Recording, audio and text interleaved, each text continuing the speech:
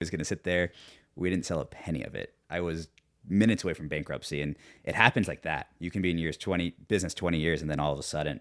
So for that event to then skyrocket your sales is pretty incredible. Yeah, and I always remembered, we were fortunate and fairly quick recovery for us, but so many businesses were closed for months at a time.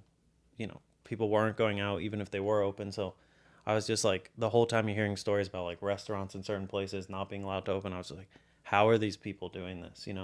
That's one thing that stuck with me still to this day. It was just like, I can't imagine being forced to close. Like, it was hard enough to survive as a business with all the aspects, and then being forced on top of that, like, hey, you're not allowed to operate. You literally can't open. I couldn't imagine that feeling. Yeah. For each of you, so I always like to end with kind of a golden nugget. What is an aha moment in your business or something you just wish you knew that you could share with the audience? You want to go first or last? I'll go last. And I know it changes throughout the business, but I'm trying to think. There's a lot of them. But yeah, one big one, or give all of them. I think give it all away. Part of it, it's kind of like a twofold thing. It's any experience that you go into. I used to be like, maybe we'd meet with a supplier who wasn't a good fit or a company, and I was just like, that was a waste of time. That was stupid.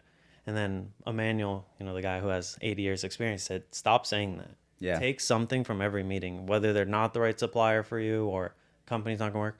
Take some value from that time you spent there and look for ways that you can learn in those experiences. So that was one like mind shift, I guess I had to have, like a mindset change where it's like, okay, I spent time here, I traveled all the way here, whatever it is. Let's see what I can learn from this, even if it's not like a direct fit for us. So I think that's part of it, just finding ways to learn all the time. Yeah, that's awesome. I think for me, just like putting your headspace in the mindset of the customer as much as you can.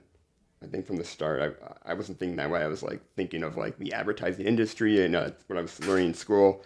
What are these cool ads? What do I think looks cool to me? Like, oh, that's a weird idea. But like at the end of the day, is this going to convey the message that we want to convey to a customer? Or are they going to be like, oh, I can see myself living that lifestyle, wearing those clothes. I think it's super important.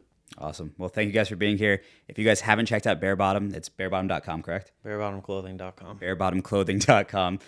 Their stuff's amazing. Really easy checkout, really easy returns, exchanges. Go check it out.